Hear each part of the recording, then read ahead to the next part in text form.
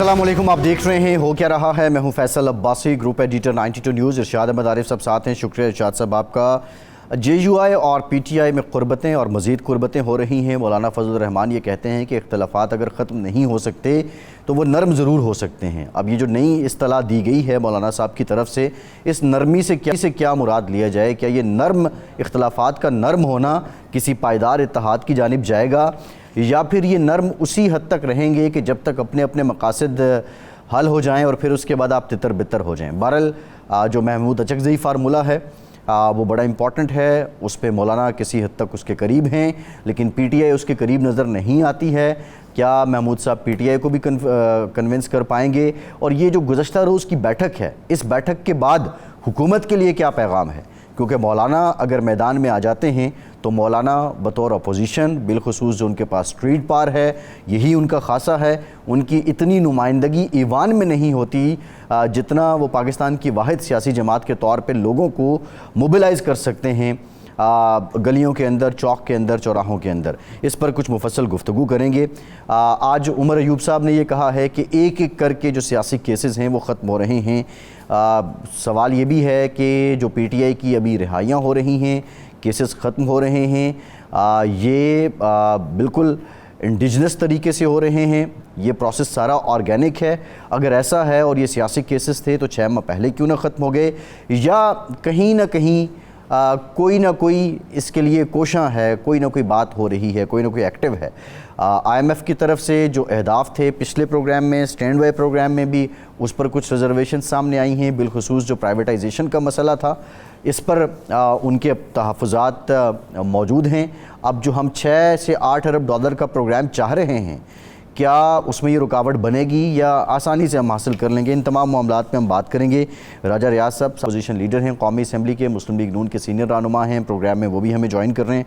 राजा साहब बहुत शुक्रिया आपके वक्त का। इरशाद साहब, start with Maulana and PTI। ये इख्तलाफात नरम हो सकते हैं, इख्तलाफात ख़त्म होने के बजाय नरम हो के अगर आप साथ बैठें तो वो जो साथ बैठना है वो मुस्तहकम और पायदार होता है। देखिए, सियासी जमातों के दरमियान इत्तेहाद जब भी होता है अपोजिशन के दिनों में, तो उसका हरगिज़ मतलब ये नहीं होता कि जी वो उनके इख्तलाफात ख़त्म हो गए हैं, मंशूर मुश्तरका हो गया है, या अब उनके दरमियान वो एक सियासी जमात में ढल गए हैं। जब मुस्लिम पीपल्स पार्टी और मुस्लिम लीग का इत्तेहाद हुआ था तो उसका मतलब ये तो नहीं था कि उनके इख्तलाफात ख़त्म हो गए थे। जो ही वो मकसद, मुश्तरका मकसद पूरा हुआ, वो अलग अलग हो गए। फिर आपने बिलावल की तकरीरें भी सुनी, बाकी लीडरों की तकरीरें भी सुनी मुस्लिम लीग के ख़िलाफ़। इसी तरह मौलाना भी एक इत्तेहाद का हिस्सा थे। वो जब ख़त्म हुआ PDM तो आपके सामने है जिस तरह की तकरीरें एक दूसरे के ख़िलाफ़ होती रही हैं। तो ये तो ऐसे होता है। इसमें बात ये है कि ये नरम जितना हुआ है, क्या ये एक प्लेटफार्म पर एक मुश्तरका मकसद के लिए मुश्तरका तहरीक चलाने, मुश्तरका एहतजाज करने, मुश्तरका जो एक जद्दोजहद करने तक मामला पहुंचता है, या सिर्फ बयानबाजी तक? ये इम्पोर्टेंट चीज़ है।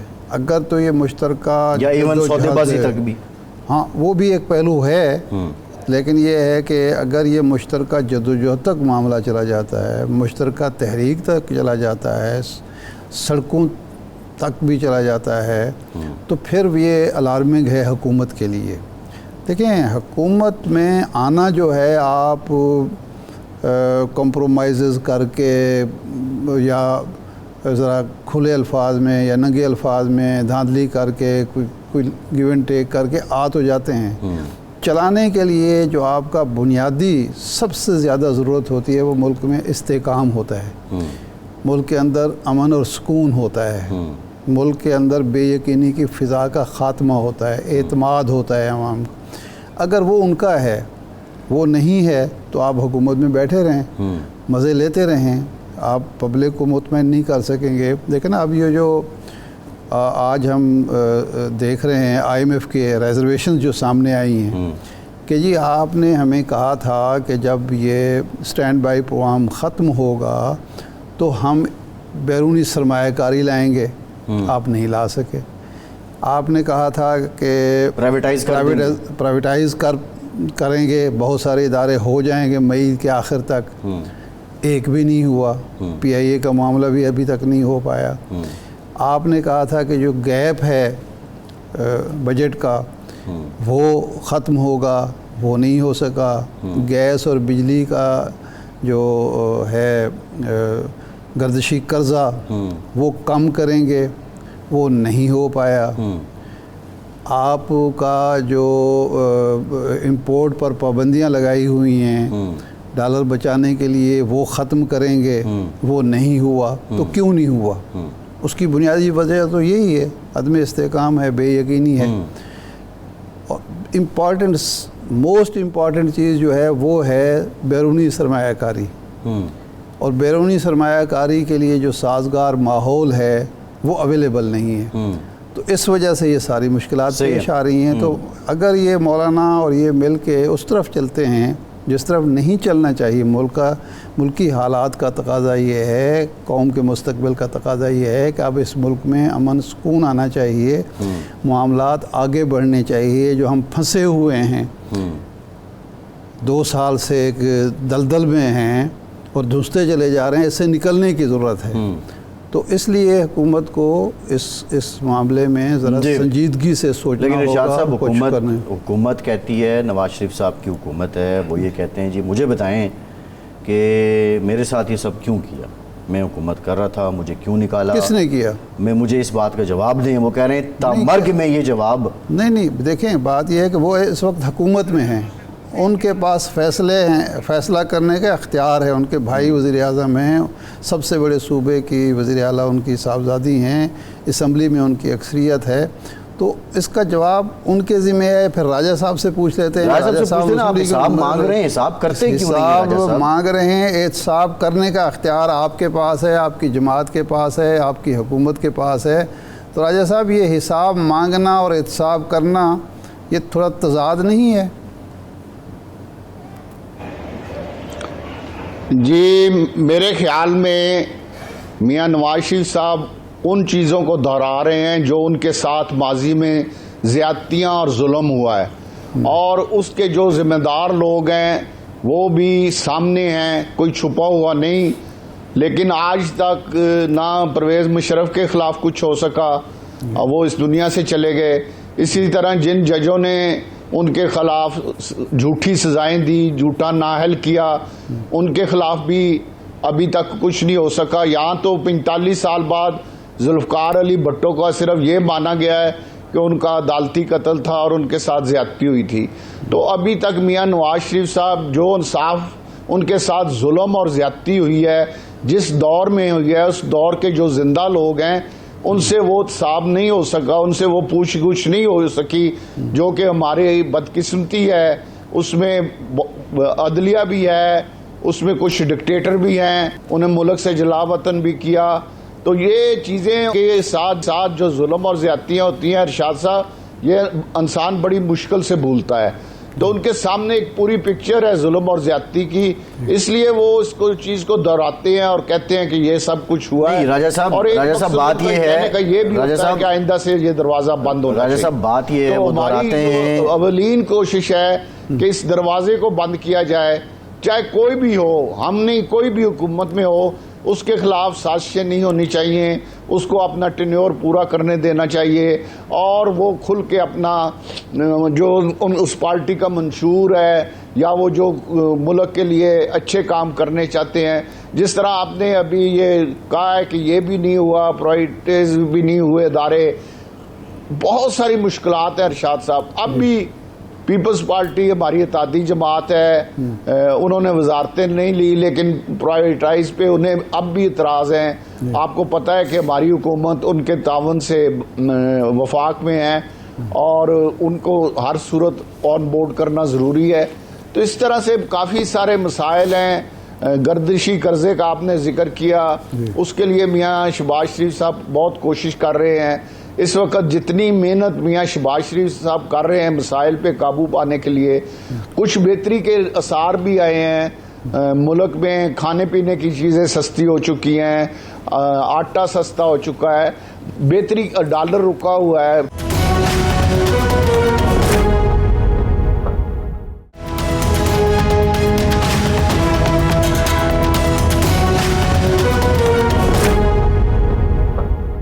राजा साहब, आपके मुखालिफिन तो आज भी ये कह रहे हैं कि 16 माह में भी आपने सिवाय इंतकाम लेने के कुछ नहीं किया। अब भी इंतकाम तो अपने मुखालिफिन से, सियासी मुखालिफिन से ले रहे हैं।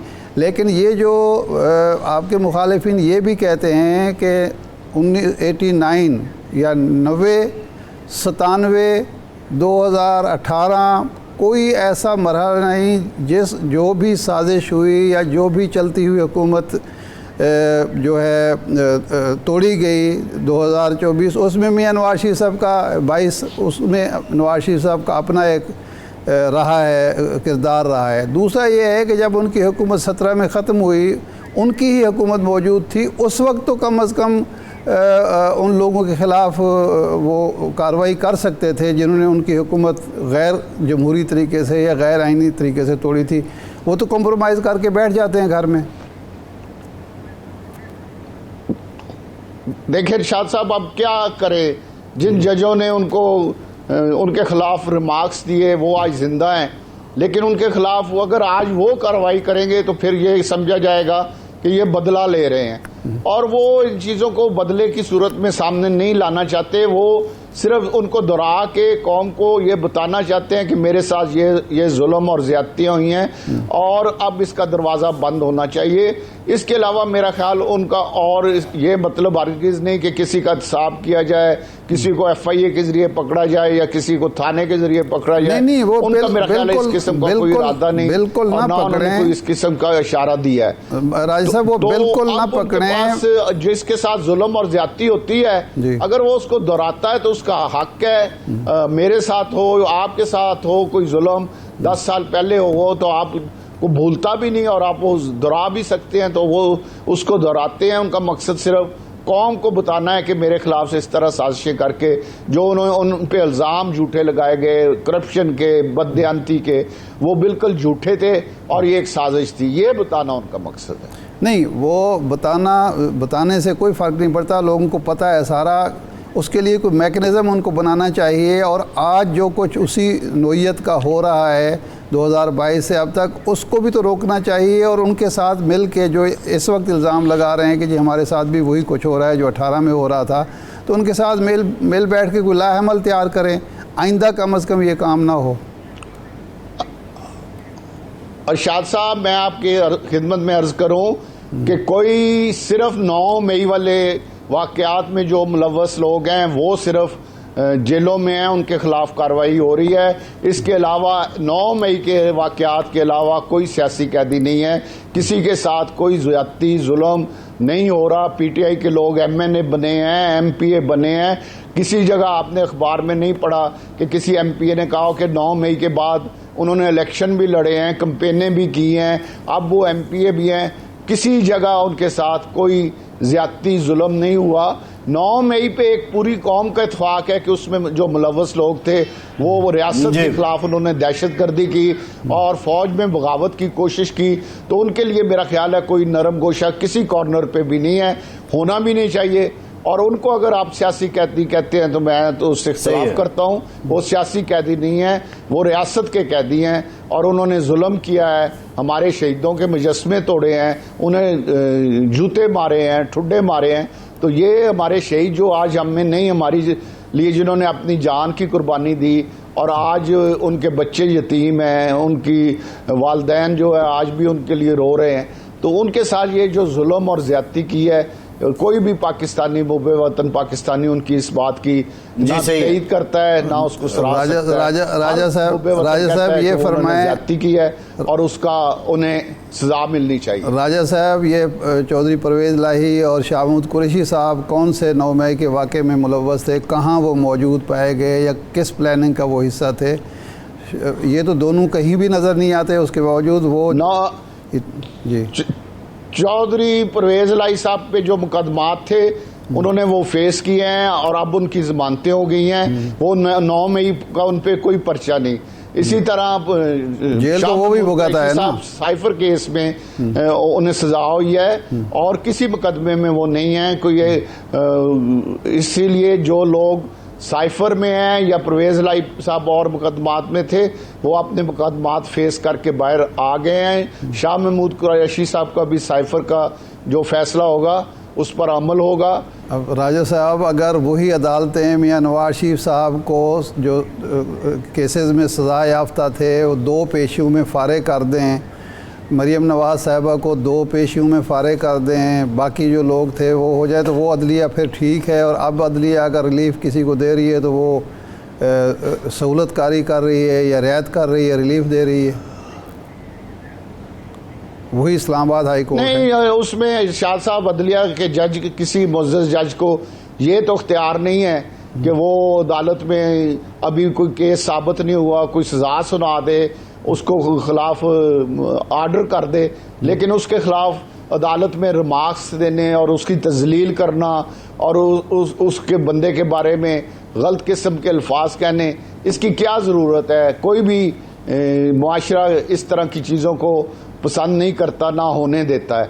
लेकिन बदकिस्मती है कि हमारी अदालतों में मियाँ नवाज शरीफ साहब को क्या कुछ नहीं कहा गया। राजा साहब, ये चीज़ इजाज़त नहीं देती राजा साहब इस तरह के अल्फाज के। राजा साहब, जो मुझे याद है वो नवाज शरीफ साहब को नहीं कहा गया था। वो जो कराची के आपके एक लीडर थे हाशमी साहब, निहाल हाशमी साहब, उन्होंने जो बयान दिया था अदलिया के ख़िलाफ़ कि ज़मीन गर्म कर देंगे, बच्चे आपके उठा लिए जाएंगे, घर वालों का आपका ये होगा, तो उस पर उन्होंने कहा था कि ये तो सिसेलियन माफिया का स्टाइल होता है इस तरह से धमकियां देना। तो उस नवाज शरीफ साहब कहाँ से आ गए उसमें? जी, उसमें नवाज शरीफ साहब के बारे में भी इस तरह के रिमार्क्स दिए गए थे। अच्छा राजा साहब, इस वक्त लड़ाई आपकी या आपकी जमात की या हुकूमत की है PTI के साथ या अदालतों के साथ, जिस तरह आप बयान कर रहे हैं, लेकिन रगड़ा बेचारे मीडिया पर कभी हित्ता की इज़्ज़त का पंजाब में एक बिल मंजूर हो जाता है स्टेक होल्डर के मशवरे के बग़ैर, बिल्कुल जमहूरी रिवायात के, पार्लिमानी रिवायत के बरक्स। कभी पीका एक्ट में तरामीम आ जाती हैं, कभी पैमरा आर्डर आ जाता है कि जी आप रिपोर्टिंग नहीं कर सकते। तो मीडिया के ख़िलाफ़ का आपको क्या गुस्सा है, क्यों गुस्सा है? जी, मीडिया के साथ तो हमेशा हमारा अच्छा तल्लक रहा है और रहना चाहिए। जहाँ तक अदालतों के रिमार्क्स हैं उस पर इसलिए पाबंदी लगाई जा रही है कि मीडिया के जो लोग रिपोर्टिंग कर रहे हैं वो उसको मुख्तलिफ किस्म के जाविये से सामने पेश करते हैं, जो कि मेरा ख्याल है कि उन्हें नहीं करना चाहिए। जब उनको बार बार ये कहा गया कि आप रिपोर्टिंग में जो जज साहबान के अल्फाज हैं वही अल्फाज कहें, लेकिन बहुत से लोग अपने पास से मीडिया के दोस्त ऐड करके चीज़ों का रुख मोड़ देते थे। तो इसलिए वो अदालती कार्रवाई अवाम तक जो अदालत में होता था उसके बरक्स अवाम तक पहुँचाई जाती थी, उसके बरक्स एक नक्शा बना के अवाम में पेश किया जाता था, जो मेरा ख्याल अदालत के लिए भी बेहतर नहीं और मीडिया के लिए बेहतर नहीं, अवाम के लिए भी बेहतर नहीं। वो तो वहाँ तक है। बाकी पंजाब में उस दिन मैंने सुबह देखा था कि उस्मा बुखारी साहब जो हमारी यहाँ मिनिस्टर हैं इत्तलात की, उन्होंने कहा कि हम मीडिया को बुला रहे हैं, चीफ मिनिस्टर साहिबा से मुलाकात भी कराएंगे। वो मुलाकात भी कराई गई, उनके नहीं कराएगी सर, की गई। नहीं, एक सेकंड राज साहब ज़रा वजाहत कर दूँ। मरियम साहिबा से कोई मुलाकात नहीं हुई। उज़मा साहिबा से जो मुलाकात हुई उसमें ये तय पाया कि ये बिल मुअख्खर किया जाएगा 1 हफ़्ते के लिए, सारे स्टेक होल्डर तजावीज़ देंगे और उसकी रोशनी में कानून में जो तरामीम करके नया मसौदा पेश किया जाएगा। लेकिन जो ही हम उठे तो उसके बाद कानून मंजूर कराना शुरू कर दिया गया। कोई तजवीज़ किसी की ना सुनी गई, न मानी गई और ना ही कोई उस मुलाकात का फ़ायदा हुआ, वादा खिलाफ़ी भी की गई। उसमें मुझे अरशाद साहब उसकी सही हकीकत नहीं पता। मुझे मीडिया के ज़रिए, टीवी के ज़रिए मैंने खुद देखा था कि उस्मा बुखारी कह रही थी कि आज हमारी मीटिंग है। उस मीटिंग में सारी चीज़ें बैठ के डिस्कस करेंगे और जो फाइनल करेंगे उसके बाद चीफ मिनिस्टर साहिबा से मुलाकात करा के हम तमाम चीज़ें फाइनल करेंगे। उससे आगे मुझे नहीं पता कि फिर क्या हुआ, किस तरह हुआ, इसलिए मेरे पास उस बारे में कोई रिपोर्ट नहीं है। जी ठीक, बहुत शुक्रिया राजा रियाज साहब, आपके वक्त हमारे साथ मौजूद थे। एक ब्रेक के बाद हाजिर होते हैं।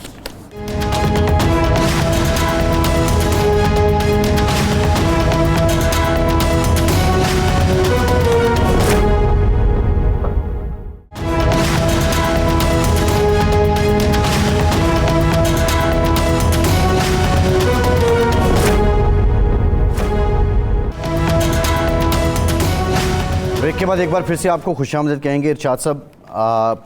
एक जानिब तो ये है रस्साकशी, दूसरी जानिब गवर्नर केपी के फैसल करीम कुंडी साहब बड़ा सेन जेस्चर दे रहे हैं। उन्होंने फिर अली अमीन गंडापुर साहब को ख़त लिखा है, कहा कि हुजूर गुस्सा छोड़िए, आइए बैठिए, मिल के चलते हैं, सूबे के हक़ की बात करते हैं। तैमूर झगड़ा साहब ने हमें ज्वाइन कर लिया है, पाकिस्तान तहरीक इंसाफ से सीनियर रहनुमा हैं। झगड़ा साहब के सामने यही सवाल रखते हैं कि गवर्नर साहब ख़त लिख रहे हैं, अली अमीन गंडापुर साहब से ताउन का कह रहे हैं, आप क्या समझते हैं कि ये एक पॉलिटिकल मूव है या वो वाक़तन संजीदा हैं और अली अमीन को अब इसको ओवरवेलमिंग रिस्पांस देना चाहिए? देखिए, इसका जवाब बड़ा सिंपल है जी। ये जो हो रहा है ये ऑप्टिक्स है। ठीक। अगर वफाक ने खुद या गवर्नर के थ्रू रिकंसिलिएशन की तरफ कोई कदम बढ़ाना है तो मेरे ख्याल में प्रैक्टिकल इकदाम 2-3 दिखा दे, ऑटोमेटिकली टेंशन जो है वो कम हो जाएगी। अच्छा। मैं 2-3 मिसालें दे देता हूँ। 1500 अरब के अरेयर्स छोड़ दें, जो 2016 की NHP है। 2016 का एक फॉर्मूला तय हुआ था जब PMLN की गवर्नमेंट थी, उसमें 85 अरब तकरीबन अरेयर्स रहते हैं, उसका एक हिस्सा दे दें, गवर्नर साहब ले आए। दूसरी मिसाल दे देता हूँ, आईन में कोई गुंजाइश नहीं है कि कबायली अजला का बजट जब तक नया NFC अवार्ड ना हो वो खैबर पख्तूनख्वा अपनी जेब से दे, कि वहां तो पिशावर और स्वात और मालाकंड और डेरा इस्माइल खान और हजारा के पैसे जमा होते हैं ना, हमें फाटा का हिस्सा तो नहीं मिलता। पिछली साल 60 अरब का डेफिसिट था तनख्वाहों की मद में, वो उसमें तो 1 रुपए भी मैं होता मैं कम ना मानता, वो दे दें। इससे भी सिंपल एक कदम है। IG है, चीफ सेक्रेटरी है, अली अमीन ने खत लिखा है, 3 महीने हो गए, मीटिंग्स अटेंड की, वो खैबर पख्तूनख्वा के चीफ एग्जीक्यूटिव के तौर पे जो है वो बदल दें। ये मैं लॉजिकल राय दे रहा हूँ। ये 3 काम कर दें, खत लिखने की जरूरत ही नहीं पड़ेगी। अच्छा। सही है। नहीं, झगड़ा साहब ये बताएं कि जो 2019 से लेके 2022 तक जब वफाक में भी आपकी हुकूमत थी तो NFC का कितना शेयर जो है वो मिला KPK को? जी, वेरी गुड क्वेश्चन। 3 हिस्सों में लेते हैं। एक जो NFC का शेयर होता है जो KP को अपना मिलता है फॉर्मूला के तहत, वो तो पूरा मिलता है, उसमें 1-2 महीने के एरियाज होते हैं, वो एरियाज बाद में PDM की गवर्नमेंट ने एज अ टूल इस्तेमाल किए, इमरान खान ने कभी नहीं किए। दूसरा शायद आपका जो इशारा था फॉर एग्जांपल वो नेट हाइडल प्रॉफिट्स की तरफ था। उस वक्त ऑपोजिशन बड़ी तनकीद करती थी कि जी AGN काजे के इतने पैसे बनते हैं, इतने पैसे बनते हैं। अब मैं आपको एक्चुअल फिगर्स देता हूँ। 3 साल में इमरान खान साहब की हुकूमत में 110 अरब रुपए आए, उसके बाद 2 साल हो गए 9.8 अरब रुपए आए। अच्छा। ये हिसाब कोई भी कर लेगा। कबायली अज़ला के बजट पे आते हैं। एक नवाज शरीफ की गवर्नमेंट में 3% ऑफ द डिविजिबल पूल का जो है वो वादा हुआ था, वो तो ना उस वक्त मिला ना बाद में मिला। खान साहब ने कोशिश की, बाकी सूबे अग्री नहीं हुए, लेकिन वफाक ने हर साल अपना शेयर डाला और उसमें 2 चीजें हुई।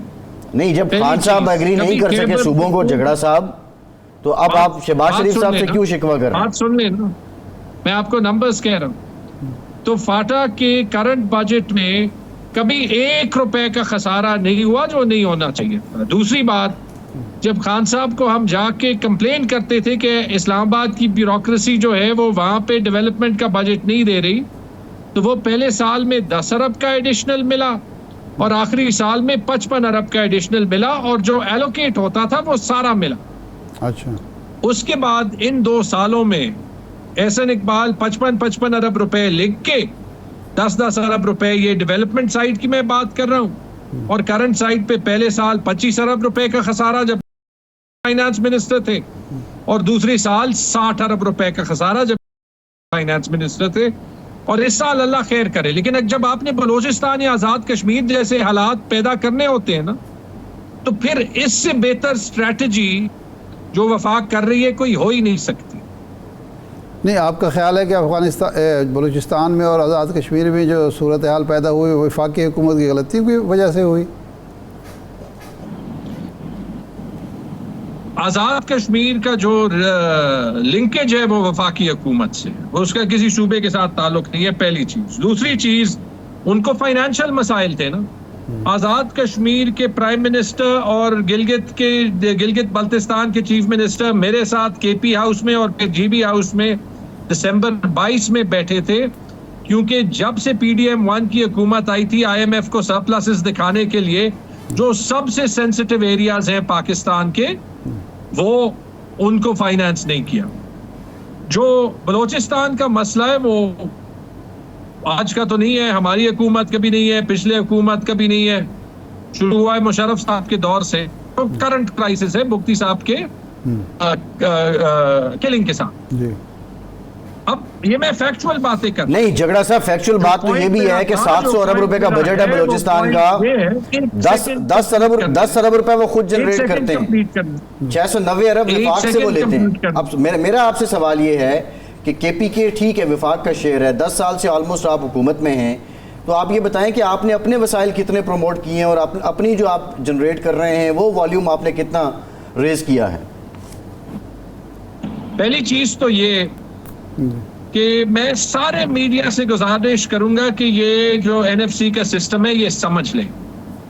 ये जो सवाल है वो मैं आपको अभी जवाब देता हूं, लेकिन ये सिर्फ आपको इस्लामाबाद की ब्यूरोक्रेसी जो है वो ज़हन में डाल सकती है, क्योंकि जब FBR टैक्स कलेक्ट करता है वो सिर्फ इस्लामाबाद के लिए नहीं करता, वरना इस्लामाबाद का शेयर वफाकी हुकूमत का शेयर 10-20% होना चाहिए।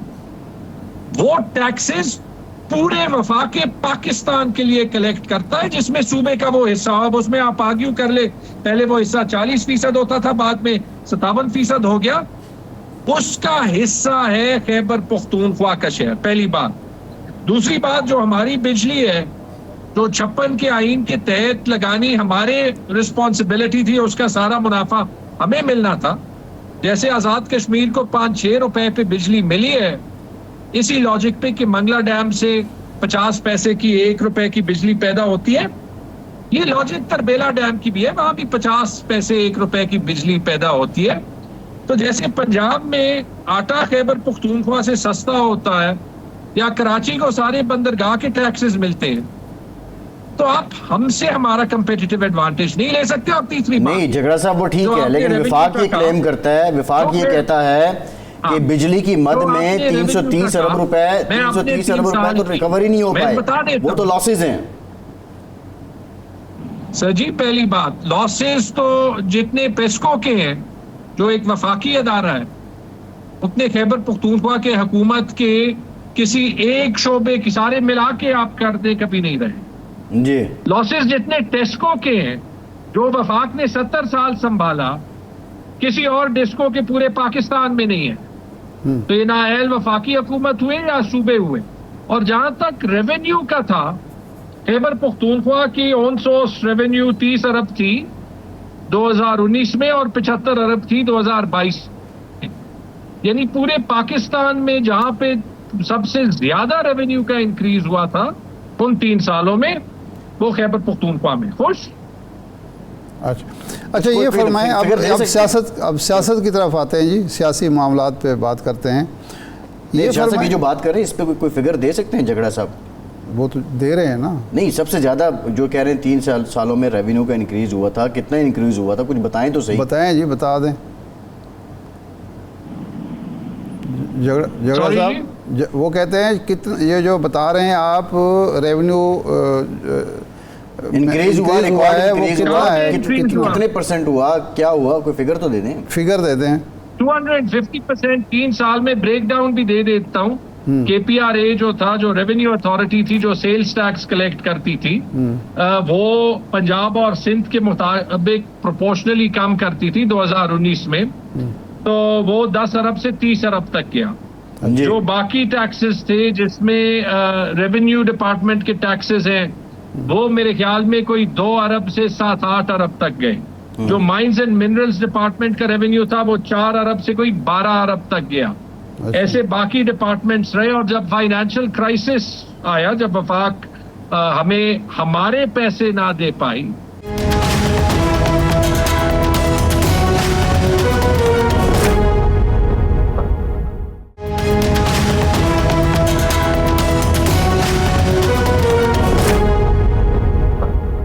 फिर हम पहला सूबा बने जिसने, पहली हुकूमत बने बल्कि, जिसने पूरे पाकिस्तान में सिंगल ट्रेजरी अकाउंटिंग सिस्टम का इनेकाद शुरू किया। यानी कि जो हुकूमतों का पैसा कमर्शियल बैंक अकाउंट्स में पड़ा होता है और उस पर प्राइवेट सेक्टर फायदा उठाता है, वो हुकूमती सिस्टम में लाके हुकूमत के बैलेंसेस को बेहतर करके, और उसमें मेरे ख्याल में हम कोई 20 से 25 अरब रुपए इस रेवेन्यू के ऊपर जो है वो सरकारी सिस्टम में ले आए, जो कि पूरे मुल्क के डेफिसिट के फिगर को कम करता है। जी ठीक है जी। अब मेरे ख्याल सियासी मामले में आए हैं। जनाब राना सनाउल्लाह साहब दो बातें कर रहे हैं मुसलसल। एक तो ये है कि KPK की हुकूमत अली अमीन गंडापुर वही कुछ करेंगे जो विफाक चाहेगा, एक बात। दूसरा वो ये कहते हैं कि नवाज शरीफ साहब चाहते हैं कि मिल बैठ के इमरान खान साहब से बात की जाए और उनकी रिहाई पर भी बात हो सकती है। आप इस पेशकश का फ़ायदा क्यों नहीं उठा रहे? जब मीनिंगफुल बातचीत करेंगे तो बातचीत हो जाएगी। मैं ये सिंपली एक पार्टी के एक वर्कर और एक रहनुमा के तौर पे भी कह रहा हूँ, और मैं आपको लॉजिकली भी कह रहा हूँ। जब मीनिंगफुल बात नहीं होगी, मिसाल के तौर पे ले लें, आज से 2-3 दिन पहले पठान ने जो है वो अपने इंडिपेंडेंट ऑडिट में ये दिखा दिया कि इस्लामाबाद की 3 सीटों पे 40,000 और 50,000 ये तादाद से PMLN के कैंडिडेट्स के वोट ज्यादा हुए, और 10, 13 और 20,000 से PTI के कैंडिडेट्स के वोट कम हुए। ये 50-50, 60-60 हजार की रिगिंग है, जो आपकी सबसे क्रेडिबल एजेंसी जो इंडिपेंडेंट ऑडिट्स कर रही है वो कह रही। ये सारा सबूत इससे पहले मौजूद है। चले, आपने कहा कि वो लोग कह रहे हैं जो कि हारे। एक सीट पे मैंने आपको पेशावर का बता दिया था कि जहां पे PTI की 4,000 की लीड दिखाई गई है, जीती हुई है सीट, वहां पे RO ने खुद जो फॉर्म्स 45 अपलोड किए उसमें 46,000 की लीड आती है। PK 83 है सीट का नाम। अच्छा, ऐसे एविडेंस के बाद कहीं भी इलेक्शन कमीशन रिजाइन कर चुका होता, उन पे क्रिमिनल केसेस होते, और इलेक्शन पे फेडरल गवर्नमेंट एक इंडिपेंडेंट इन्वेस्टिगेशन कर लेती। ये ना करना जो है वो जो बात तारड़ साहब कह रहे थे कि इदारों को या हर इंस्टीट्यूशन को जिसमें हुकूमत और पार्लियामान भी आती है अपना रोल प्ले करना चाहिए। तो जब पार्लियामान बैठी है, लेजिटिमेट है, आई एम श्योर कि तारड़ साहब ये एग्री करेंगे कि अपना रोल प्ले करने के लिए ये वोटों की गिनती जो है वो बुनियाद है। वो कर ले, बातचीत हो जाएगी, और हम सब बात कर सकते हैं पाकिस्तान में जमहूरी निज़ाम स्ट्रेंथन करने पे, जितने भी हमारे इख्तिलाफात। सही। अच्छा, एक आप वज़ीर ख़ज़ाना रहे, IMF से जो डीलिंग में एक किरदार सूबे के वज़ीर ख़ज़ाना का भी था। इस वक्त नया हम पैकेज लेना चाहते हैं, आपके ख़्याल में कितना आसान होगा या कितना मुश्किल होगा, और कौन कौन सी शराइत हमें माननी पड़ेंगी, और उससे आवाम को कितना फ़ायदा या नुकसान होगा? आसान तो बिल्कुल नहीं होगा, इसमें तो कोई शक नहीं है, और जो भी हुकूमत होती आसान ना होता।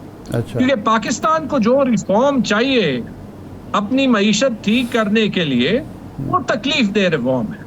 पिछले 2 साल से मसला ये है कि तकलीफ तो अवाम उठा रही है लेकिन रिफॉर्म हो नहीं रहा। ना हमारा सियासी सिस्टम मजबूत है इन शर्मनाक इलेक्शंस के बाद, ना हमारी ब्यूरोक्रेसी में दम है, वरना अभी तक सऊदियों के साथ 1-2 डील्स जो है वो साइन हो जाती। अभी तक तो SIFC को भी समझ आ रही होगी कि नीचे ब्यूरोक्रेसी मीटिंग्स में जिंदाबाद कर रही होगी, पीछे वो जो है वो अपने जिम्मे कोई रिस्क नहीं लेना चाहती, और ना जो है वो हमारी इकोनॉमी की कम्पिटिटिवनेस है। कल जो है वो ट्रिब्यून में रिपोर्ट आई थी कि पाकिस्तान में इन्वेस्टमेंट की रेशियो तारीख की कम तरीन है, तारीख की। पिछली 5 साल, 10 साल, 15 साल, 20 साल की नहीं। रिफॉर्म की तो जरूरत है। अब IMF का एक ट्रस्ट डेफिसिट आ गया, और वो ट्रस्ट डेफिसिट फैक्ट्स ये बोलते हैं कि जब से ये हुकूमत आई है, IMF ने इस हुकूमत को ये कहा है, IMF आपके साथ डील करना चाहती, लेकिन ये पिछले 2 साल ही देख के उन्होंने अब ये कहा है कि पहले बजट पास करा दें, बजट में वो शराइत पास करा दें जो हम कह रहे हैं, उसके बाद हम आपके साथ डील करेंगे, उस पे बात करेंगे। क्यों ये कह रही है? जब पहली बार IMF ने इनके साथ डील करने की कोशिश की तो हमजा शरीफ ने कहा कि मैं सबको जो है वो मुफ्त की बिजली दे दूंगा, पैसे है नहीं, वहां पे इलेक्शन थे, ये किया। अभी यहाँ पे हम कह रहे हैं कि हमें बड़ी जो है वो फिस्कल रिस्पॉन्सिबिलिटी चाहिए, या अभी वो लास्ट ईयर इन्होंने जो है जब पैसा नहीं था तो सिर्फ खैबर पख्तूनख्वा में निगरान हुकूमत ने 110 अरब रुपए की ब्यूरोक्रेट्स की तनख्वाहें बढ़ाई थी। अच्छा, 110 अरब रुपए, पूरे मुल्क में कोई 700 अरब रुपए की बढ़ी थी। तो मेरे ख्याल में वो ट्रस्ट डेफिसिट पूरा करने के लिए अब हुकूमत को तो पहले ये शराइत मानने पड़ेंगे, लेकिन इसमें चैलेंज ये है कि हुकूमत के पास तो कोई पॉलिटिकल कैपिटल है नहीं कि वो जो है वो स्पेंड करे। तो नहीं, लेकिन अगर ये वो तो मसला ही कोई नहीं है, पॉलिटिकल कैपिटल है ही नहीं। बजट में अगर वो फिगर शो भी कर दे तो बाद में आपका ख्याल है अमल दरामद कैसे कराएगी IMF?